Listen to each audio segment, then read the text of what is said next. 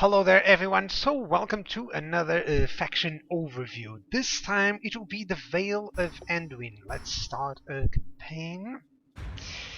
So basically the Vale of Anduin is kind of like what it's here. Limited early roster, surrounded by enemies, and very restricted construction.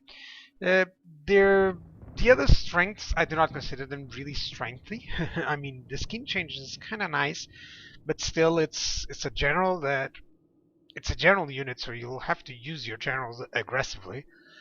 And well, let's start it up. Let's show you what I mean about all of this. So basically, we're gonna start with a basic overview, with a short overview. There's a lot of decision making on this campaign on the early part. Hang on a second, guys, because my camera's not applying some. Yeah, there we go. Now it's better. Now you can see me. So this is what happens with the Vale of Anduin. I'm going to explain. Basically, you have to go against the Shadow of Mirkwood and the Orcs of the Misty Mountains, which means that you are surrounded by enemies. So Dol Guldur basically is, of course, right on your south and is very close to you. And it's not like you have a lot of stuff to deal with them. And then you have the Orcs of the Misty Mountains, who usually will attack these villages very soon, where you only have, Sturshirifs, which are about the lowest stat unit ever. I mean, I think these guys are even lower. No, they actually have 2 defense. Way! So basically, you start with about nothing. In all honesty, there's nothing here like it. Yes, it has a lord. lot of Your men. orders, my lord. It does have some woodman warriors here and there and woodman trackers. We'll get to the units, but here's what I want to say. So you start surrounded by the Orcs of the Misty Mountains. They have like 1, 2, 3 spots which they can use to attack you, and then they can just move around and be aggressive. So that's a big of a problem. And then you have Dol Guldur, which is probably just, they have not only Dol Guldur, they also have some territories nearby. So, Rosgobel, it's a village. Since you have so many villages, you are going to be under attack. So that is a bit of a problem for this.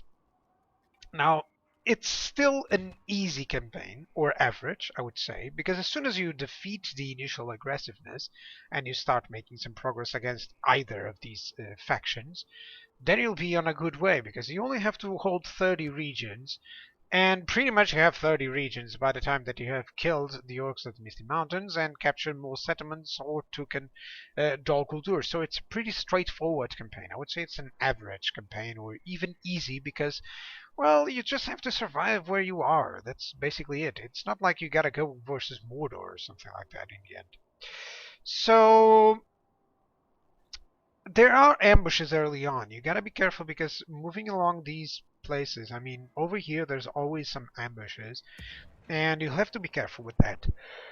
But you're also the one that can spawn those ambushes, so you should try to do so as best as you can. Now, you have some forts nearby, but as you can see, they're not actually forts, but wooded areas with some forts. This one is, but that one that I showed you, it's not really a good fort to begin with.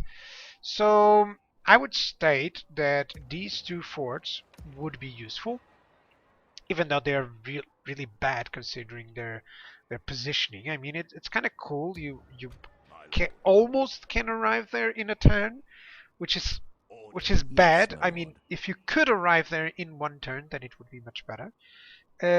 Of course, these units can arrive there in a turn, which is perfect. But there's I'm going to sneeze. Sorry about that. But it's not the worst thing. You still have some forts, unlike some other factions who start with none. Now,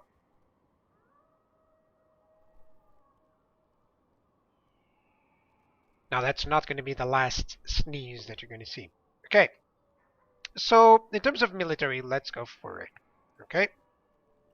So you got to be careful with your villages, and the biggest problem with your villages is they cannot produce any good units per se. Let's check on Salisbury to see the units that you can actually build up. Now, you can get the skin changes. I'm going to show you. I'm going to show you this.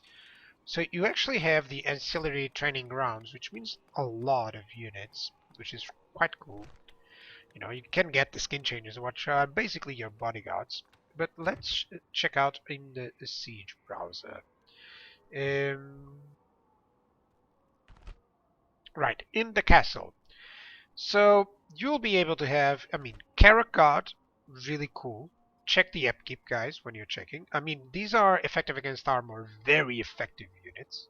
I mean, 10 attack with effective against army, these guys will plow through anything. Then you have some cavalry. Do note that you have all single types of units here. I mean, every single unit is just one building, which is perfect. Perfect for this faction, because they are very low on income and stuff.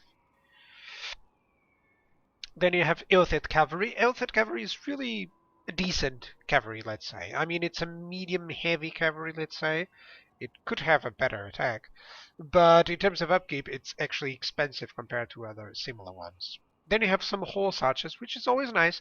These are medium horse archers, so I would use these guys probably even more than these guys, than these Ilthid cavalry. Now we do have the Ilthid footmen. Just 1 second while you check those.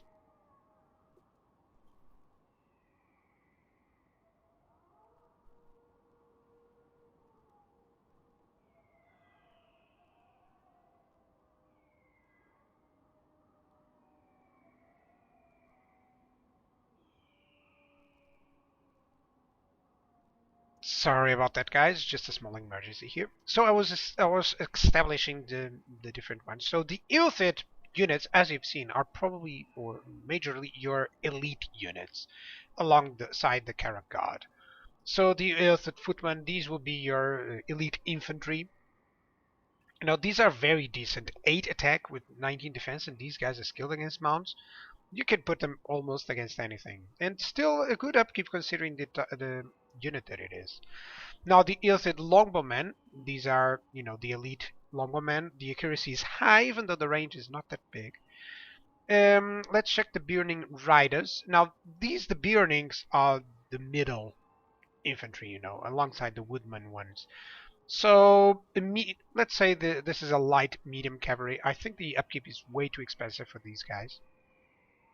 Then you have the Burning Warriors, which are very good effective against infantry and armored infantry specifically. I mean, these guys will die very fast, but will kill very fast. And it's a decent upkeep considering this, of course. Then you have the Burning Shield Bearers. This is the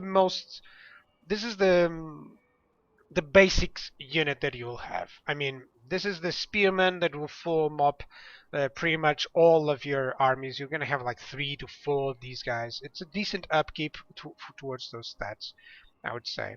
You are going to get those together with some woodmen, and you're going to see about that. So the woodman rangers, these guys are really cool. I mean, these are actually, I was wrong. The Ilthid longbowmen, avoid these guys because the woodman rangers are much better, much less upkeep. You know, they can hide anywhere, so I would go for these guys as much as possible. Of course, they can only be recruited nearby Mirkwood, so you know. Then I have the Woodman Wardens, which is amazing because it's a sword unit, as you can see there, skilled against mounts. So it's kind of cool. You can use these guys to help out your cavalry on the flanks. 814, still a decent upkeep. I mean, for an elite unit, or kind of like an elite unit, because these are javelin men, by the way, I would say that the upkeep less than 300 is always good. I have the Woodman Trackers. These are your basic ranged unit. It doesn't have a good average, a good range or accuracy, but you know, still useful. Then you have finally the Veiled Defenders. These are your pikemen. Of course, never underestimate pikemen. They're very good most of the time, and these guys have very long spears. And it's kind of like an average pikeman, you know. I think the hobbits ones are still is still better because they have less upkeep or something, but you know, still. So as you can see, you have plenty of unit options. Specifically, many of them are good against um, against armored units, which is really cool. And you have decent, I would say that you don't have a lot of cavalry options. You don't have a very truly heavy cavalry. You don't have a very, um, a truly heavy infantry per se. You have decent ones, specifically when you get the. Let me show you again. When you get the Carrot Guard alongside the Oathsed Footman, I mean, this will pretty much do everything for you. Then you still have catapults and ballistas, of course. I would advise you getting some ballistas to deal with the initial generals from Dol Guldur. And then you have some strange units, some other units. Hang on a second. You do have some Valesmen. I mean, this unit is pretty much just militia. It's still useful against early cavalry. I mean, it's still nice. It's kind of like the units that you want to send through. Other than that, I don't believe you have anything else. Yeah, you have skin changes. Let's check out the skin changes. So, yep, this is 24 in attack. I mean, other than trolls, I don't know which ones have 24 in attack. So these guys just hack and slash everything really fast. However, the upkeep is really nice, but the hit points, they have 2 hit points. So these guys should be used as flanking. This is a general's unit. So what is the problem with these guys? No shield. They're very vulnerable to archers. So the good thing is that both of the armies from the Orcs and the Misty Mountains and the Dol Guldur, the Shadow of Mirkwood's armies, are not really that focused on, archer units. So I would say that you'll still get a good chance of using these guys. For sure, as soon as a general of the enemy is engaged with another unit of yours, just send your skin changes there. They're going to kill them really fast. However, do mind that, of course, you may suffer casualties from generals many times. I think this is probably one of the factions who have the generals who are amazing but still very vulnerable because they'll have to get into melee. If these guys were ranged, perhaps that would be a good thing. If they were mounted, even better. But still, skin changes.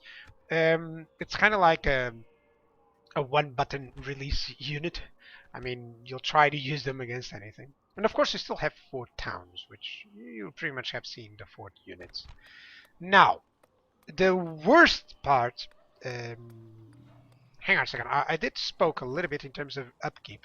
I would say the early upkeep is decent. It's average. I mean, you have some units who are 190, 150 for the militia, 260. You have decent upkeep. Around the 200 on each unit. It's what usually you would like. But in the end game, you will have a very low, very high upkeep. It's very costly, actually. I think the early game it's decent for these guys, and the late game is actually good, considering the enemies. One other thing, you have very bad mercenaries nearby. I mean, you don't have... I'm going to show you the mercenaries. Oh, great. Stuff that you can already get. I mean, if there was any cavalry here, I would prefer that. And there's not really too much. Of course, you start with mostly skin changes on your generals, but you also have something like this. I'm going to show you. There is no glory. You have some Woodman Rangers. Specifically use this guy. I would use this guy with my best general, or as a secondary general. What else? So finances. Finances are kind of bad due to the upkeep and the fact that you don't have a lot of good income buildings. I'm going to show you. Now, pretty much the best buildings won't produce too much. I mean, even the roads, even the communal farming. I mean, they're not going to produce a lot. Celeborg has some places that can produce, but even when you're building this, you can see there the predicted income. It's not a big thing. And you don't have anything that will produce a lot of money suddenly, So that's kind of a problem for these guys. I mean, if I'm not mistaken, there's like, pretty sure there's like one place that can grow a little bit more than the others. I can't remember. I think I didn't even use that because there's nothing. Usually I take the note. Yeah, but I think I didn't because there's not a lot of stuff. Of course, you do have some ports and dirt paths. I would advise the dirt paths just to make sure that you get um, the initial ones, but you don't get any mines. Interesting, like these. This is a village, a very vulnerable village, and it's the only one that has mines, if I'm not mistaken. Yeah, and already in Celeborg. Now, there's one thing that I would advise for income, which is the following. Where are my agents? I do have a Yes, good my diplomat, Radagast the Brown. It's a good diplomat. Yes, So my lord. you can actually, by the way, just to explain one thing, you're already at war with both the units that you have, and you're allies with the dwarves of Khazad-dûm. Now, you can actually get. We can't actually get a ceasefire with these guys, but we can get a ceasefire with the orcs at the Misty Mountains, which is perfect. Now, I would advise one thing. Instead of sending it towards Dol Guldur, by the way, they start with plenty of good units. I mean, the Dol Guldur hosts and the archers, plus the Kamul's Shadow Knights. Come on. This can rip your initial army there in Rosgobble very easily. My lord. But I would send these guys against the elves because when I was playing, I could get a lot of money from the elves. Some alliances, you know, just take advantage that you're contacting the elves very early in the game, where you can, you know, take a little bit of money from them. I remember that it's as building mines, you know, just go towards the elves, ask them for a lot of money, because they will give it to you, and it's still very decently. So I would send this guy Yes, my lord. straight up to talk with Galadrim, straight up to talk with the dwarves, and then perhaps down to talk to Drohan, and then build another diplomat, and just go towards the woodsmen, Dale, allies. I think that would be great. So, you have many generals Your with orders, many my lord. abilities. I'm going to show you that. Most of them have the special ability of the Furious Charge. Don't underestimate that. It gives a lot of fatigue, but this one is to use immediately when you're attacking. Just use this. When the whole line is engaging another whole line of the enemy, just use this and it will increase severely your abilities. This guy has another special ability. This is a defensive stance. Yes, my lord. And the unit, if I'm not mistaken, is a pikeman unit. Yeah, it's a needed footman, so pretty cool. So you start with different generals. All of them have orders, my different unit types. I mean, you have Stew Hunters here. This guy isn't really that good. And Yes, you my have, lord. if I'm not mistaken, some other Stew Hunters here. Yeah, this guy also has the leadership special ability. So that is kind of it, guys, that I would recommend. Just mass any force that you can towards Dol Guldur. Send your diplomats in order to get money, and try to get orders, a my peace lord. treaty with the orcs while you can develop this city in order to have walls. It's going to take a while before this village is kind of covered, so that'll be a problem, of course. You know, you do have some Earthed Longbowmen. I mean, you have Yes, my good lord. units, but they're so spread out. So you're going to have the decision of where to strike first. I mean, if you want to go against the Mountain Orcs, just go. If you want to go against Dol Guldur and deal a huge blow to them by capturing that capital really early, you can do so as well. It's up to you guys. So, yep. By the way, the generals, you have many generals, but none is cavalry unit. So that is a problem for you because, as you can see, you start with literally 0 cavalry units, and you start with 0 production capability for cavalry units. So that was Your another orders, my aspect that I lord. wanted to talk. Like, you really need this just to get the Burning Riders as fast as possible. Of course, it only takes 2 turns, which means that you will get Burning Riders very close, very soon. But be careful because you're going to have to use a different tactic in order to deal with cavalry. So that is it. A very long faction. I think it's a very fun faction to play. It's a different way of playing. Many things can happen. I mean, the elves can attack you, the dwarves can denounce you, stuff like that. The orcs at Misty Mountains and the orcs of Angmar can attack you. Mordor can attack from the north, from the south.